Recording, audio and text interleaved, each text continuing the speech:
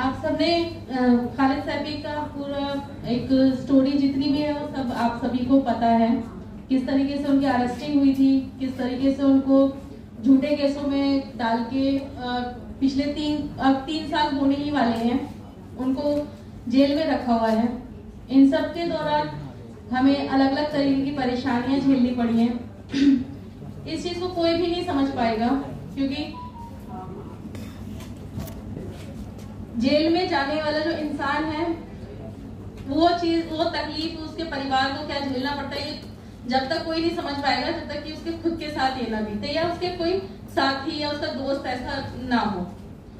हम लोग मैं जब खालिद प्रोटेस्ट वगैरह पे जाते थे तो हम लोग उनसे ना ऐसी बात पे ये बोलती थी, मैं काम में क्या जरूरत पड़ती है इन सब चीजों में जाने की, हम नॉर्मल जिंदगी भी तो हम लोग गुजार सकते हैं जैसे सब लोग गुजारते हैं।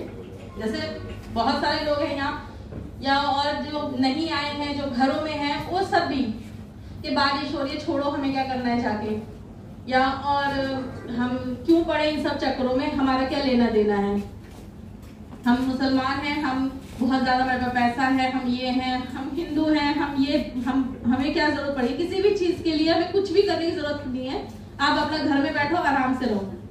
पर उसी बीच खालिद सैफी और उनके साथ जैसे जितने भी साथी थे वो लोग आपके और हमारे लिए सड़कों पे उतरते थे। उनको भी कोई शौक नहीं था सड़कों पे उतरने का, उनको भी कोई शौक नहीं था अपने बच्चों की परवाह ना करते हुए आप लोगों के लिए सड़कों पे उतरना। क्या जरूरत है खालिद सैफी को किसी को एक देश के किसी कोने में मार दिया तो उसको दिल्ली में सड़कों पे उतर के आवाज उठाने की क्या जरूरत थी। आज खालिद जैसे ये तमाम लोग जो सिर्फ और सिर्फ अमन पसंद है, उनको आतंकवादी, देशद्रोही और ना जाने ऐसे कितने ही नामों से बुला के उनके ऊपर इस तरीके के टेरर एक्ट लगा के उनको जेलों में डाला गया है, बिना ये सोचे कि इतने वक्त में उसके घर का क्या होगा, उसके बच्चों का क्या होगा। कितने ही युवा इसके अंदर स्टूडेंट्स हैं, हमारे देश का फ्यूचर है। खालिद हो गए, शर्जील हैं, उमर है, गुलफिशा, इन सब लोगों से हमारे देश की सरकार को खतरा है। एक लाइन है, जब संसद क्या कहते हैं वो, जब सड़कें खामोश हो जाती हैं तो संसद आवारा हो जाती है। पर वो सरकार यही चाहती है, वो सड़कें खामोश करना चाहती है और वो इसमें कहीं ना कहीं कामयाब भी हो रही है, क्योंकि लोग डर रहे हैं। जब खालिद की अरेस्टिंग नहीं हुई, हमारे खुरेजी में खालिद की एक आवाज में हजारों की तादाद में भीड़ इकट्ठी हो जाती थी।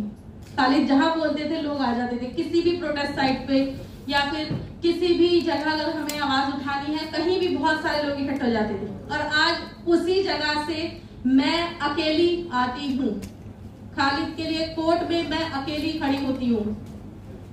वजह खालिद के ऊपर लगाए गए टेरर एक्ट UAPA, जिसकी वजह से हर कोई डरता है।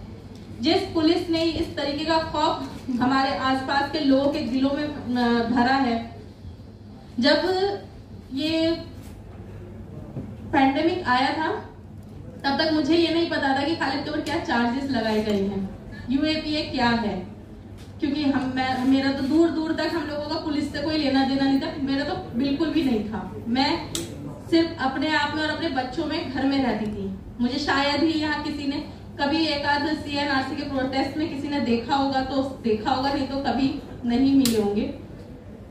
पर उस टाइम पे जब देश के सरकार को सब लोगों को साथ लेके चलना था, पैंडेमिक के टाइम पे, उस टाइम पे सरकार एक खेल खेल रही थी। वो खेल था CNRC में जितने भी लोग एक्टिव थे, ज्यादातर जो सरकार की ये तानाशाही को मानने से इनकार कर रहे थे, वो उन लोगों को अरेस्ट करने का खेल खेल रही थी। वो धीरे धीरे एक एक करके सबको उठा रही थी। और यहाँ बैठे लोग या जो भी अपने आप को अमन पसंद बोलते हैं या जो भी आवाज उठाते हैं या जो भी लिखते हैं, अभी ये सिर्फ यहाँ इतने फोटोज हैं, अगर ऐसे ही हालात रहे तो ये आगे भी जितनी जगह खाली है शायद वो भी भरे। कोई भी हो सकता है, मैंने भी नहीं सोचा था कि हमारा नंबर इतना जल्दी आ जाएगा।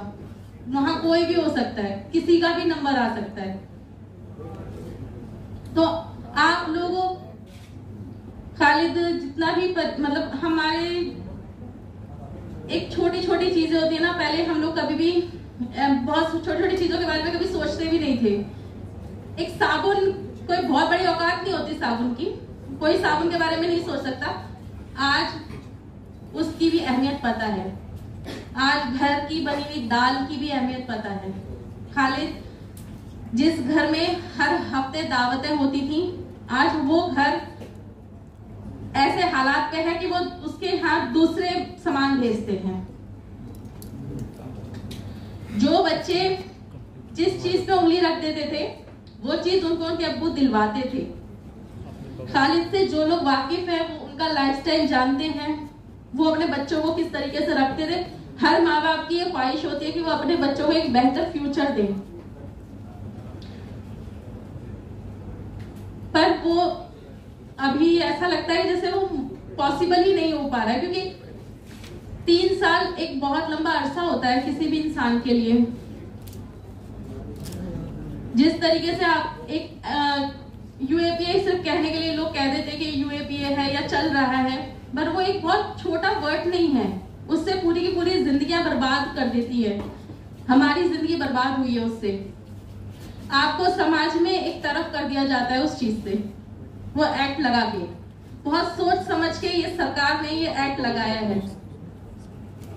वो चाहती है कि आप आवाज ना उठाएं, वो चाहती है आप सड़कों पे ना उतरें, वो चाहती है कि आप उसके सामने खड़े होकर सवाल ना कर सकें। वो आपको यूएपीए में अटका कर रखना चाहती है, आपसे बोलना चाहती है वो कि आप सारे मुद्दे भूल जाइए, आप सिर्फ हमारा नाम लीजिए, हम जो बोल रहे हैं वो सही है, बस आप बाकी सब चीजें भूल जाएं। मैं किस तरीके से आपको बताऊं कि अभी मेरे बच्चे बोल रहे थे आते वक्त कि अम्मी आप अब्बू के लिए जा रही हो, तो अब्बू मतलब अब्बू मैं किसी भी इस पे मीटिंग में आऊं या फिर मैं कहीं कोर्ट भी जाती हूँ तो उनको ये उम्मीद होती है कि शायद इसकी वजह से अब्बू जल्दी से बाहर आ जाएंगे। पिछले साल मेरी बेटी ने फर्स्ट रोजा रखा था, 7 साल की उम्र थी उसकी, तो पता है वो रोजा क्यों रखा था? छोटी सी बच्ची ने रोजा रखा था इतनी गर्मी का, वो इसलिए रखा था कि उसे अल्लाह खुश हो जाएंगे और उसके अब्बू को बहुत जल्दी उसके पास भेज देंगे। वो आज भी उसी इंतजार में है। मेरे बच्चे ठीक से रो नहीं पाए हैं क्योंकि उनको समझ में ही नहीं आता कि अभी क्या हो रहा है हमारे साथ। उनको अच्छा लगता है कि कभी कोई आता है, कभी कोई आता है, कभी उनके लिए कोई चॉकलेट लेके आ रहा है, कभी कोई बिस्किट्स लेके आ रहा है, कभी कोई फ्रूट्स लेके आ रहा है। उनको ये चीज अच्छी तो लगती है, पर जब वो चले जाते हैं ना तो वो मायूस हो जाते हैं क्योंकि वो अपने आप को अकेला महसूस करते हैं। खास तौर से मरियम मेरी बेटी, वो जब भी कोई आएगा ना घर में तो वो उनके अंदर नकुल भाई जैसे और भी शाहिद भाई, बहुत सारे लोग हैं ऐसे जो कोई भी आते हैं तो उनके साथ में वो खेलती है, वो ऐसा करती है जैसे वो अपने अब्बू के साथ खेलने की कोशिश कर रही है, क्योंकि वो कोर्ट में उसके अब्बू उसको दोनों हाथों से हक भी नहीं कर सकते। एक हाथ पुलिस ने पकड़ रखा होता है ना, वो बोलते हैं कि हमें खालिद की सिक्योरिटी की वजह से हम उसको छोड़ नहीं सकते, हाथ नहीं छोड़ सकते, 1 सेकंड के लिए वो हाथ नहीं छोड़ सकते और बहुत बुरी तरीके से हाथ पकड़ के रखते हैं। कई बार कोर्ट में बच्चों को धक्का दे देते हैं, तो वो दूसरों में अपने अब्बू का प्यार तलाश करने की कोशिश करती है, पर जब वो चले जाते हैं तो वो वहीं पर ही मायूस हो जाती है, उदास हो जाती है। उसको नहीं समझ में आता कि अब मुझे रिएक्ट कैसे करना है। वो बहुत सारी चीजों में मायूस बातें नहीं करती मुझसे, बहुत कम बातें करती है। अब वो हर चीज में एक छोटे से बच्चे के लिए आप बहुत ज्यादा बड़ी बातें नहीं है, छोटे से बच्चे के लिए आप मॉल में जाओ तो वो चाहती है ना कि वो कुछ भी ले लें। वो एक छोटा सा टेडी बियर भी टच करेगी तो मुझसे पहले पूछती है कि मम्मा ये महंगा तो नहीं है। इतनी सी बच्ची के अंदर इतनी समझ और इतनी जल्दी। अब उसे मैं समझदारी कहूं या बच्चा एक ट्रॉमा से गुजर रहा है उसको बोलूं, या अपने अब्बू से दूर होने का उसके ऊपर इतना असर पड़ा है कि वो अपनी अम्मी की फीलिंग्स, अपनी अम्मी का पेन समझ रही है। खालिद एक चीज के लिए हम लोग ऐसा वो रहते हैं कि आज ईद है, आज रोजा है, आज बच्चों का बर्थडे है, एक चीज के लिए वो भी तरसते हैं। वो मतलब हम सभी लोग, चाहे वो उमर है, चाहे वो शर्जील है, गुलफिशा है, कोर्ट में ऐसे हंसते हुए स्माइल करते हुए दिखते हैं, उनका जोश कहीं से कहीं कम नहीं है, पर फिर भी बहुत सारी चीजों में तकलीफें होती हैं सबको, अपनों से दूर होने का दर्द है हम सभी को। पता है कभी लोगों का, बहुत सारे लोगों के सवाल होते हैं, तुम हंस कैसे लेते हो, मतलब घर क्यों इतना अच्छे से चल रहा है, घर कैसे चला रही हो, तो इतनी सारी चीजों के सवाल। और कहीं ना कहीं उनके दिमाग में ये भी होता है कि बेल क्यों नहीं हुई,